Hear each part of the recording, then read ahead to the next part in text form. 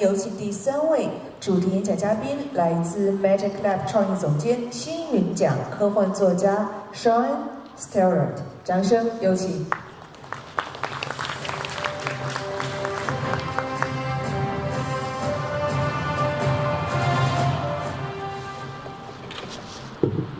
I'm just curious to see when this will start clicking the seconds off. If I stall, will it just hold at 0 or not?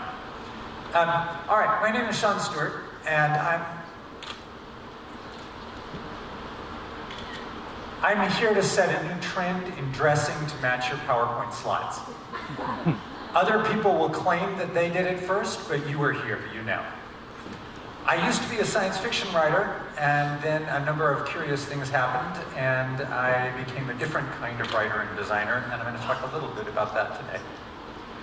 Here's my central thesis. Art used to be like cooking. I would make a book, you would sit at the table, I would give you a knife and fork, I would put the book on your plate, and you would either eat it or spit it out. That was our whole relationship. That is changing. Now, art is considerably more like dancing. In the ballroom tradition, you used to say that the gentleman proposes the step, and the lady decides whether to accept it or not. What we are doing now increasingly as artists and designers is instead of putting our food on someone's plate, we're having to say, would you care to take a turn around the room with me? So the two things I want to talk about is, how has that happened? Why have our audiences become our partners? And secondly, how can we have that dance without, and I say this as a novelist, letting them just screw everything up? So, first part of this, how do we get from our audiences being more or less passive recipients of what we're making to them being our partners? First point I want to make is just to make sure you understand what I mean and the ways in which our relationship with audiences is changing. And one way I do this sometimes is to talk about who owns Harry Potter. On the face of it, this is a very easy question, right? J.K. Rowling wrote these books. She owns the copyright. It's made her, I believe, the 7th wealthiest woman in the world. She owns Harry Potter. Sort of.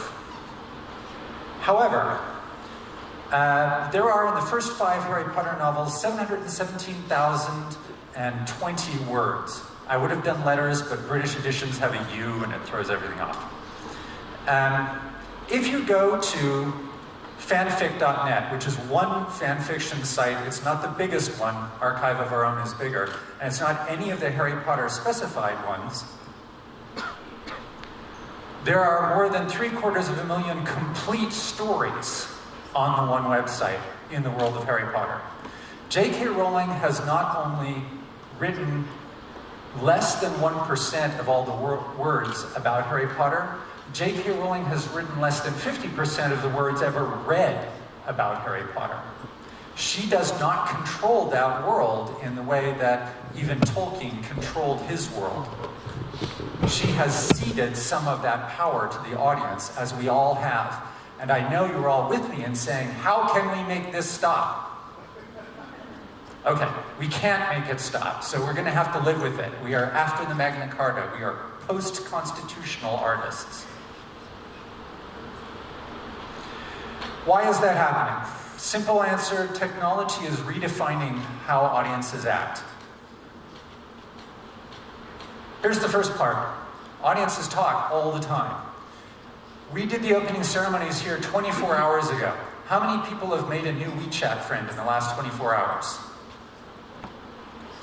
How many people have tweeted something or WeChat posted something or sent something out from this conference in the last 24 hours? We're talking all the time. Right now, someone at Ad Age or Fast Company is saying, oh my God, the new trend is you've got to dress to match your PowerPoint slides and pitches. That's going up on the internet and it's spreading everywhere. One of the projects that I am most well known for is one in which we took a 6-hour radio drama, we cut it into 45-second pieces, we broadcast those 45-second pieces to payphones all over the world at random times and locations. People gathered them up, went to Amsterdam or Sydney or New York, and then put them all together because that's what the internet means. What that means as creators is that you are never talking to a single fish. You are always talking to a fish in a shoal of fish. You don't have to design to that collective audience, but you have to know that the nature of the audience has profoundly changed. Secondly, today's entertainment platforms are built to take input from the user. Right? If I'm wearing a VR headset, it is watching what I do and I get to affect it. If I'm on a cell phone or a tablet, it has a touch screen. If I'm on a console, there's a joystick. All the ways we make entertainment now have a button on them that says they get to talk. Terrible idea, but here we are. In the good old days, no one could argue with your book. All they could do is eat it. Now they talk back. Also, audiences steal. And in this year, it's estimated it'll be almost $50 billion will be lost to piracy just in music and film. If you added in video games, that would more than double. So what that means is it's pretty easy to steal anything that can be reduced to ones and zeros. It's much harder to steal an experience. So what that means is there's a constant pressure to make experiences. Among other things, experiences are harder to pirate. When I was in college, artists who had a new album would go on tour to market their new content. That has exactly reversed in the last 30 years. Now artists drop some new singles to support their concerts because that's where the money is made. The experience of the concert is the thing that you can't pirate on Pirate Bay. So when you combine those two things, the fact that all the platforms we are writing for have a way that the audience gets to impact them, and we need to make experiential content because that's a thing that people will pay for, it provides a constant pressure on every art form to make itself more experiential, and that even includes storytelling. Which, dance, people have always danced, but stories have traditionally been like, I make it, you eat it. Now that's not so much the case. You might be making an AR experience like Pokemon Go, or you might doing immersive theater like the Sleep No More people, or you might be making location-based experiences. This is the Indiana Jones ride at Disneyland. Or you might be making VR cinema pieces, which, oddly for this context, is the one of these that I've never done. So I'm looking to learn more from you guys about this. This is fabulous for game designers. People love the agency of it. They're really invested. You can see what's happened over the last few years of that. Tragically, it sucks for us as storytellers. It means letting them in where we used to be able to control what happened. So I have a few thoughts about my somewhat difficult journey from being a person who made food to a person who had to learn how to dance. But in order to kind of give a little context, I have to tell you just a little bit about my life. I have to tell you, my daughter found this slide and she laughed hysterically. She said, "Dad, it looks exactly like you." All right, I started off as a novelist. I wrote a bunch of books. I published 12 novels, and they sold maybe on average 20,000 copies. I understand that in China, this would be a very tiny number. It's important for context for you to also understand that in America, however, this is also an extremely tiny number. Very, very small. So, in 2001, someone came and asked if I would like to be the writer on a project that a richer writer turned down because he didn't need the money. And I had a long conversation, very heartfelt and very earnest, with my banker and my landlord, and we said yes. And I ended up being the writer on the first, what is now called an alternate reality game, or ARG. This one is made for the Spielberg film AI. I think we understand, like, movies are easy to understand, right? There are a series of scenes, and we put them together, they tell a story, and we project them on a screen, like this one, right? So an alternate reality game is exactly the same. It's a story that we tell through a series of scenes, except we project them onto your life. I will give you an example. Say this is the first one we built. This is the opening. You hear there's an odd website somewhere about a woman whose job is to be a therapist for robots, and you think that is odd, and you go to the website of the therapist for robots, and on it, it lists a phone number. It also says that it's at a university that doesn't exist in the year 2142. You call the phone number, and you get a voicemail that says, I'm sorry, I can't talk to you right now. My friend Evan Chan just died. I'm at the funeral. It may be a while before I get back to you. You look up Evan Chan on Alta Vista, because that's how long ago this was. Thank you, in the crowd. And you find yourself reading an autopsy report about this guy who was a very accomplished swimmer and yet apparently has drowned. And at that moment, the cell phone in your pocket rings. It's a Motorola flip phone, right? There are no screens because it's 2001. And a voice on the other end of the phone says, you don't need to know any more about this death. Just leave it alone. And all of a sudden, you're in a story. Like you're sitting in your pajamas in your apartment somewhere in Shanghai or Berlin or Amsterdam or Akron, Ohio, but you're touching this story. It's part of you.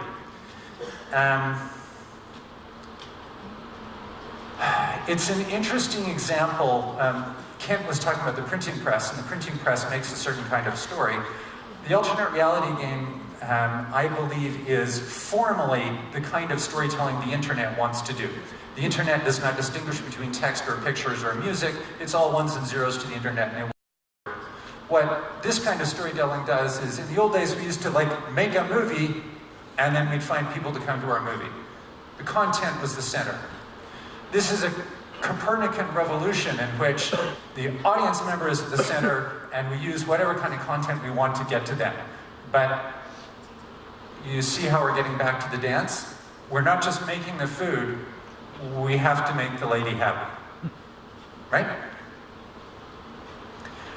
One of the important and interesting things about this kind of storytelling is because it comes across the networks of your own life, it becomes very personal.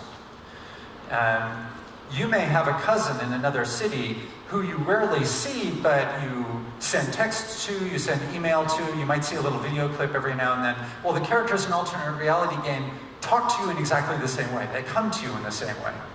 So, and the game I was talking about earlier, when the main character, she had been raised by her grandmother. Her grandmother died about 6 weeks into the story. The next morning, when I got up and I checked the inbox for that character, there were thousands of condolence emails. And they said things like, I'm so sorry for your loss, or I was raised by my grandmother, or my mother died last week and I'm going through the same feelings you are. That does not happen when you write a book. That back and forth. Another example of that is that the nicest thing that happens to me when I publish a book is I might get a pleasant review in a newspaper.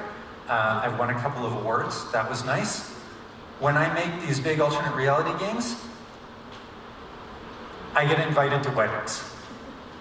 Because there are people who meet in the course of the experience, they fall in love, and they decide to get married, and the experience of the game was so important to them that they want the people who made the game at their wedding.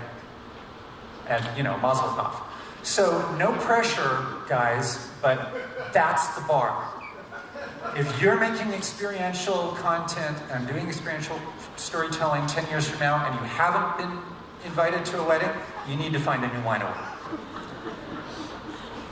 All right, so how do we all got into this because we like to hear ourselves talk, right? We like to come up with stories, those of us who are storytellers, and yet somehow we have to accommodate our audiences. How do we do that? There is, of course, this is terrible news generally, but there is some good news because while we have been making our books and our movies, over on the other side of the world in the game space, they've been trying to work this problem for about 30 years. And I suggest we do what great artists like Shakespeare and Picasso do, which is steal. So here's the thing we could steal. Oh, no, I'm ahead of myself. Lesson number 1 before I get to stealing. Simple rule. Don't serve dinner when you're supposed to be dancing, right? What's the worst VR experiences you've you've seen. If you're like me, what happens is you put on a headset, you find yourself in a scene, there are two characters, they're having an emotionally compelling argument, one wants one thing, one wants the other thing, and what you do, because you're an audience member, is you woke up and said, I wonder what happens if I poke her in the eye. Because it's a headset, you get to walk around, you want to do stuff. You want to explore, you want to find the limits of the thing. I did an experience at USC at one point in which all kinds of exciting things were happening, but I was just wandering around picking stuff up, and then one of the characters walked through my body. I turned around and they just happened to be passing through me on their way to stage left. It was amazing, by the way, having people walk through your body. That's a super creepy experience. But it's not really what was intended by the producer. Long story short, when someone comes to dance, understand they're there to dance. When they have a headset on, particularly an untethered one, they're there to do dancing. Don't try to make them sit down and eat. Okay, things we can steal. Our audience wants to do a bunch of things. We could talk about lots of them. I'm going to talk about these three. They want something to do. They want to be seen, to be recognized, and they like to be part of community. That kind of goes with the talking part I mentioned earlier. Something to do. This is the bit where I was going to talk about things we can steal from games. Here's a game we should steal from. This is a screenshot from Myst. How many people have played Myst? Some. It's a game from the early to mid-90s originally. And I want to describe the basic mechanic of Myst for you. I'll do it twice. You find yourself in a world. You move around that world and you explore, and periodically you find pages from a mystic book which explain the world and how it came to be the way it is, and talk about the characters. Let me say that again. You explore, and as a special reward, you get story. They dance, and then they eat. Make sense? We're allowing them to do what they want to do to exercise their own agency, and our story, instead of fighting with what they want to do, becomes the special savory reward for what they do. Honestly, I've used this like a million times. We often think that what we have to do to let people have agency in our stories is change what our characters do or what the situation is. I hate that. I like to think that I'm like better at it because it's my job. And yet, the audience has lots of things to do, so I do let them change some things in the story, but I also try to give them lots of things to do in their role as audience. This is a good one. Imagine a murder mystery, right? You're making a VR, I'm just talking out of my mouth here, but imagine you're making a VR murder mystery or detective experience, right? The person walks in, there's a body dead on the floor, there's an open window with a footprint, there is the murder wound, and there's what looks like the letter opener that might have done the stabbing. Let them choose which one of those they want to go to, right? They can follow this clue or that clue or the other clue, and each time they do, you can run the scene you wanted to run, but you've given them the act of collecting the pieces of your story and assembling them. I would be really interested if people know of any good VR pieces. It always strikes me that detective stories and murder mystery stories are the best fit for nonlinear storytelling because they're the only genre which is nonlinear in nature, right? They always start at the dead body and then they work both ways in time. You go between the investigation progressing and the events leading up to the murder. So they have a jumbled time scheme, and yet people understand the beats. So it's a nice model to use. Here's another thing. Try to make hero moments. Everyone understands from cinema the idea of the hero moment. It's the action shot or the triumphant moment which puts the hero in high relief and is the thing people will be talking about when they leave the theater. The only tiny, tiny, tiny little difference is they have to be the hero. Right? You have to create the moment where your audience is the hero, because you know what people like talking about? They like talking about themselves. If you've ever been to a sporting event and you watch people who get found on the camera between action, like no one remembers the score of the game. They just know that they were on TV. Put them on TV. An example of this, immersive theater. Someone was asking one of the presenters in the workshop, You know, why do you spend all this time and actor energy creating one-on-one moments? Why not just go with big spectacle? Because one-on-one does this. It's the hero moment for your audience. It's the moment that they're going to run home and talk about with their friends. It causes them to, even the chance that they will have that kind of extremely personal moment is very activating for folks. Since Sleep No More started, which is an immersive storytelling thing, if you guys, I'm going to assume you know it. But they've increased the number of one-on-ones steadily over time because it's a draw. At some other time, we can talk about variable ratio reinforcement schedules, but now is not that day. I want to talk very briefly about something in one of the projects we did called Small Favors, because it shows what I'm talking about and also talks about another dimension that we can use in our storytelling. We did a project, and the narrator of that project was an old man named Lucky, and Lucky had a little bargain going with the players. If they would do a little favor for him, he would do a little favor for them. A lot of people took him up on this. And an example of the favor that Lucky asked for is, I would like you to go out to a cemetery, and I want you to find the grave of someone who died on the day you were born. And just do something nice for them. Doesn't matter what it is. Just do something nice for them and then tell me about it. And so people did this. Some went out by themselves, some took their friends, some took their children. At the end of this project, not one person but many people said it was the most profound artistic experience they'd ever had, more than any book they'd read, more than any movie they'd seen, because they were there, in their bodies, inside the framework of the story we had created, primed in the way that art primes you, and yet bringing their own experience of mortality and death and connected to this stranger in a grave. Some of them wrote poems, some of them left flowers, some of them just cleaned off the gravesite, some just stayed there and sort of talked. Yesterday, on one of the panels I saw, I believe Michelle was saying that cinema, we have learned to reinterpret time, that VR, we will learn to reinterpret space, that is a big challenge. I would also encourage you as immersive storytellers to think, if there have a fourth dimensional axis along with height, width, and depth, you also have your audience and their life. That's a screen, that's a dimension, and we can thoughtfully try to involve that dimension inside the shape of the artistic or story experience we've created. So it's there. Your audience doesn't have to be a faceless consumer. Their life is literally something that you can design to. Okay, but what if your platform is not really interactive? What if, honestly, you want to make 360 video, or you want to write novels or graphic novels? It's not by its nature interactive. Well, good news. All platforms are interactive because everyone in your audience has one of these. So at any time you like, unless Ted has taken it away, they will be able to interact.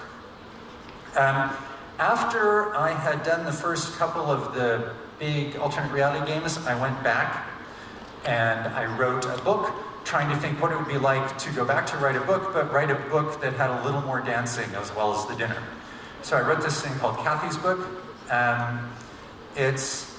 By the way, I had no idea I was ever going to get to come to China. It's about a young woman who encounters the 8 Taoist immortals.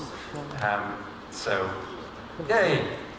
As you can see, it has a number of features in it. On the front cover, it says Kathy's book if found, and then lists a phone number. And you could call the phone number. Like you could stand in the bookstore without having bought the book, dial the number, and hear the message of this girl saying, I'm about to do something very dangerous. I've got all the evidence in a book.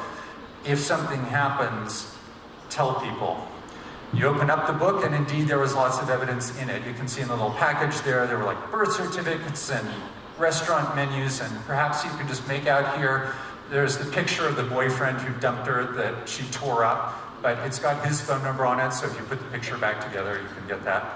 And there's the website of the company her friend is making. If you just read the book, it reads exactly like a YA novel, sorry, a young adult novel. And I think is satisfying in that way. But should you choose to do the other things, there are other things for you to do. So there's dinner, but there's a little bit of dancing. What difference did it make? Well, here's how many copies that sold. This is all my other books. So, apparently people like the dancing thing. All right, make the audience feel seen, make them feel recognized. Here's another thing we should steal from games. When you clear a level in a game, like a little animation comes up with a star or a trophy or whatever, we should do that, right? Anytime someone does something good. And we should particularly do it because the time I like stealing best is when I can actually do it better, right? Picasso has a famous line that ordinary artists borrow, great artists steal. This is one we should just steal, we should just take. Because imagine you solve that murder mystery, and your choices are either you could get a little animation of a star, or you could, oh my God, get a phone call from the grieving widow thanking you for letting her family rest in peace. We have a way to pay these stories off that's far more intense and personal than game people do, because we have characters that they know and like or hate or whatever. We should use that. Show your player her story. Jordan Weissman is the guy who came up with the idea for alternate reality games. He's been making games for 1 million years, and he is endlessly creative and brilliant. He was making a VR game for BattleTech that you did in shopping malls in the early 90s. You'd strap into what they had for headgear there, and you'd play this mechanized robot, you'd go on missions, and Jordan, because he's Jordan, just randomly said, since the computer has to track everything people do, let's just make a series of sentences, and when they're done, we'll show them what they did as a story. You walked into the town, you came around the village, you saw a tank, you shot at it with your lasers, it fired back, you deployed a mortar, it was destroyed, and the town was saved. People loved this. They loved to see themselves as the hero of their own stories. This is super easy for us, right? If someone's in a VR experience, you know where they're, particularly something like a Vive, like you know where they went. You know what they did, you know the order, you know how they solved the crime. You can present their story back to them and make them the hero of their own tale. Building community. Let's, for a moment, build off that last thing, the sense of being seen and telling people their own stories, and talk about heat maps. Heat map here I'm just using to mean something that shows what you have done compared to what other people have done. If I know how you move through my VR experience, I also know how everybody else moved through your VR experience, and I can show you how your path was the same as or different from other people. This is really nice because it provides you a sense of community in the experience, that you're not just a person doing this in an atomized fashion, you're part of the community of people who have done this before you. It even works in my original genre, books, right? This is someone reading a Kindle and highlighting a passage. Reading is actually different in paper and on electronic format, and the single biggest difference for me at least is when I'm reading in an electronic format, I see the sections that other people have highlighted that have been important to them, and it causes me to engage at another level and think, do I agree with that? Do I disagree with that? Oh yes, that's very smart.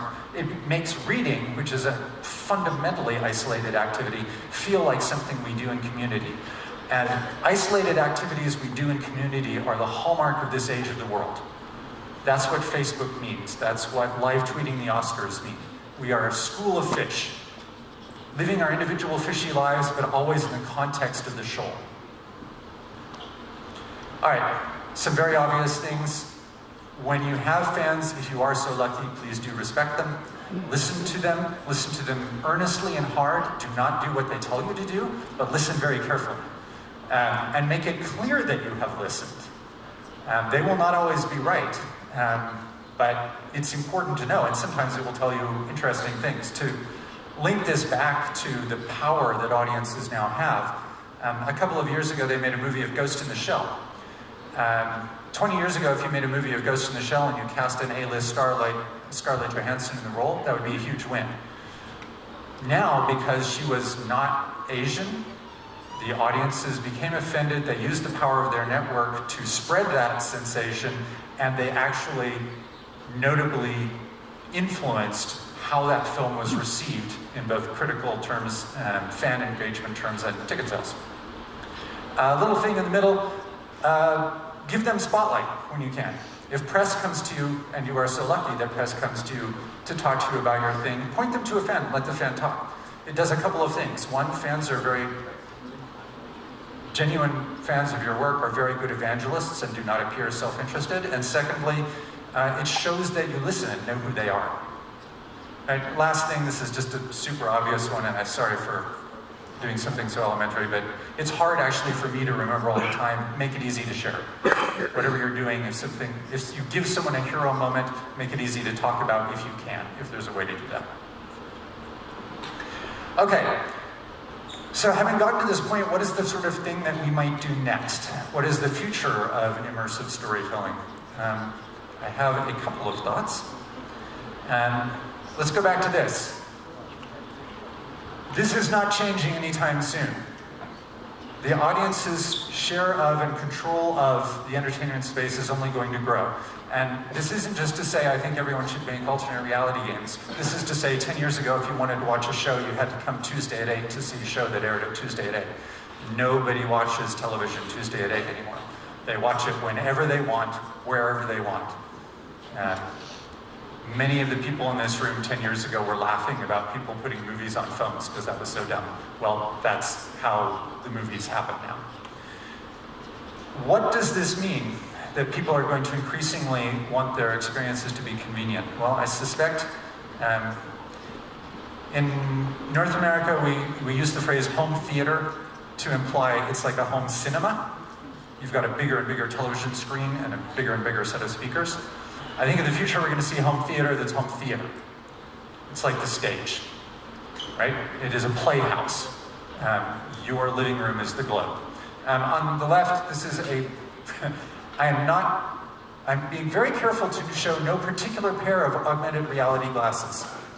Just assume they are augmented reality glasses. Over here are things like smartphone appurtenances like the Amazon Echo or the Google Home. So what is an example of a way that we could combine these into some home theater?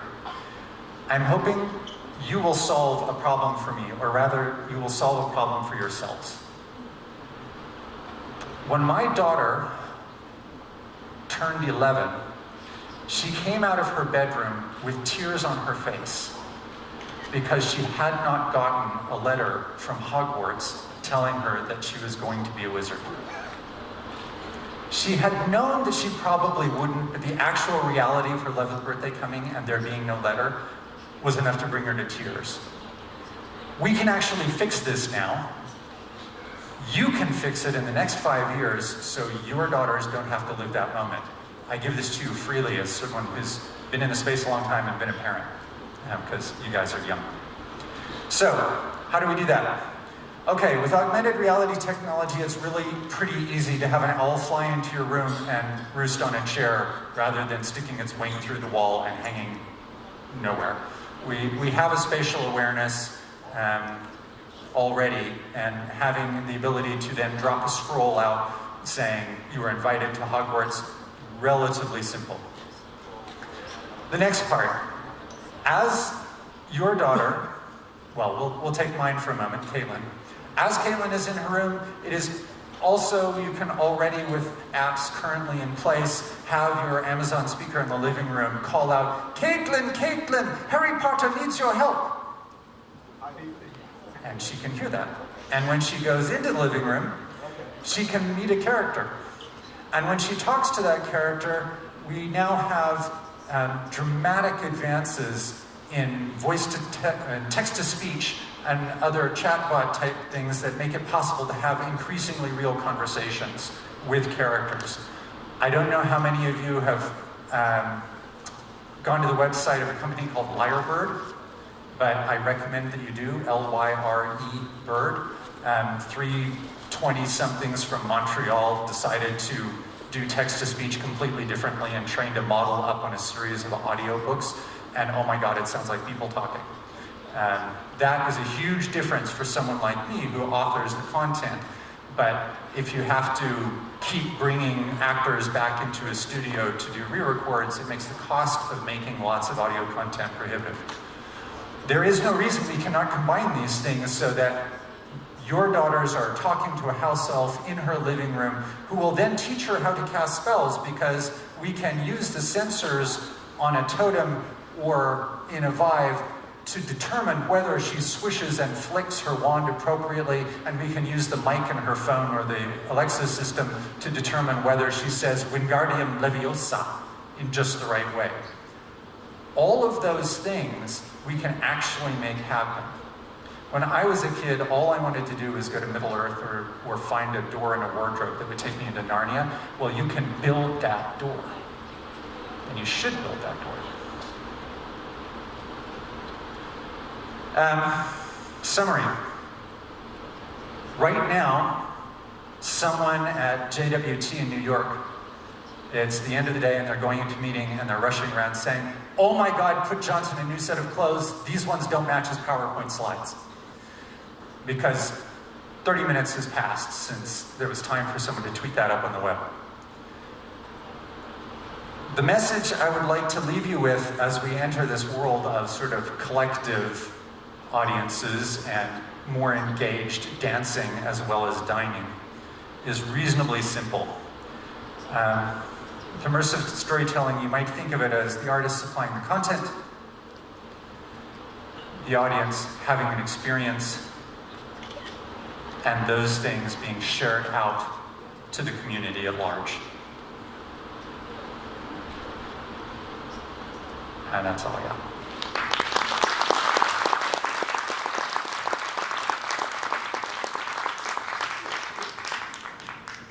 We have 5 minutes if anyone's got a question, but if not, that's fine too.